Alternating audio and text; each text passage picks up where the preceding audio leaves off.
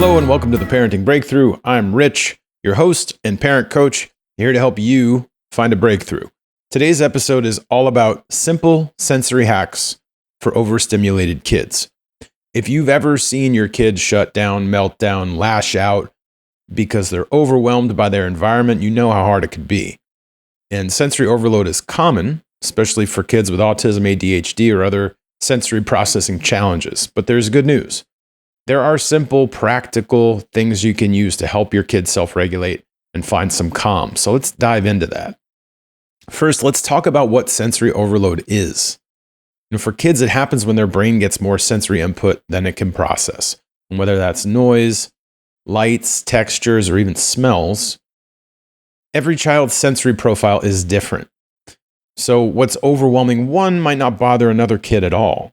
But some signs of sensory overload could include covering their ears or eyes, avoiding touch or pulling away, meltdowns or emotional outbursts, or seeking a quiet or enclosed space.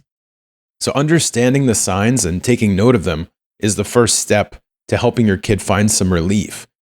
But let's get into the hacks. These are simple, but they're effective, and you can use them to help your kid manage sensory overload.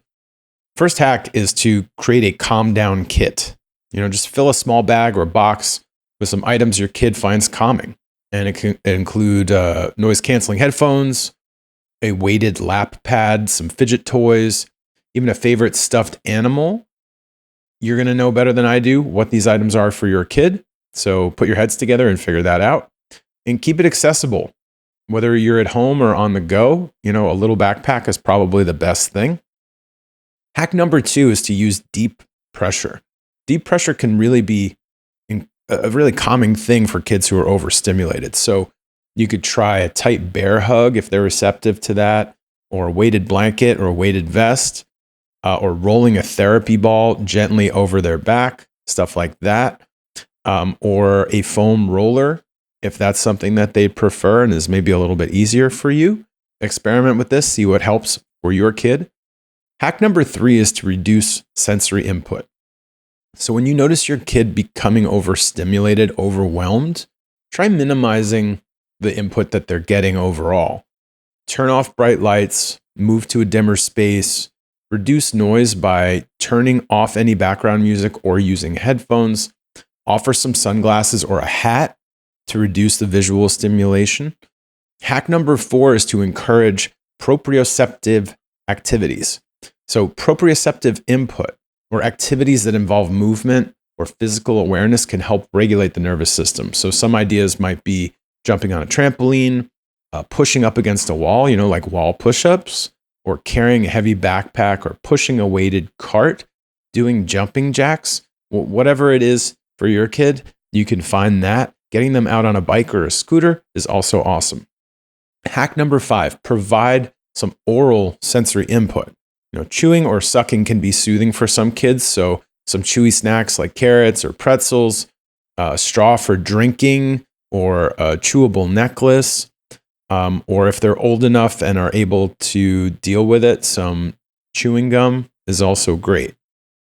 So beyond these quick hacks, just creating a sensory-friendly environment at home can make a huge difference. Here's how.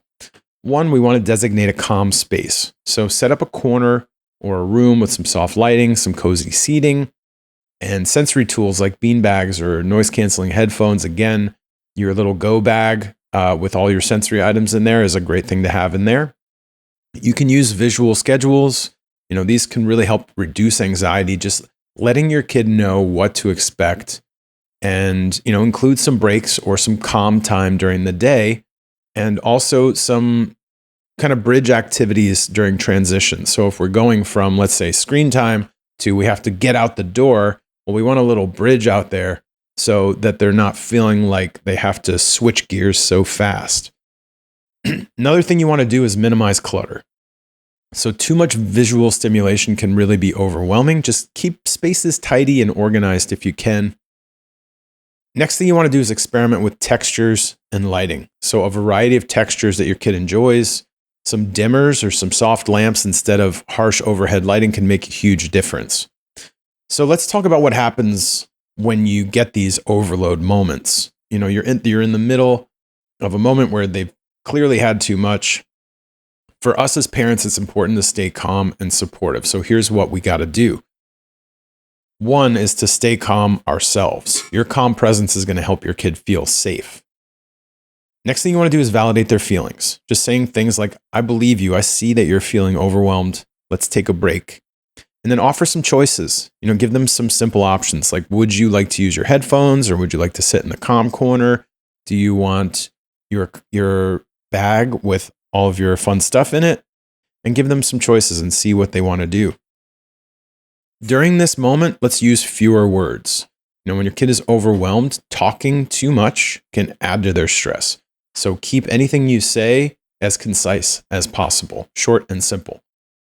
Sensory overload isn't something you can eliminate entirely, but with good tools, good strategies, you can help your kid navigate with a lot more ease.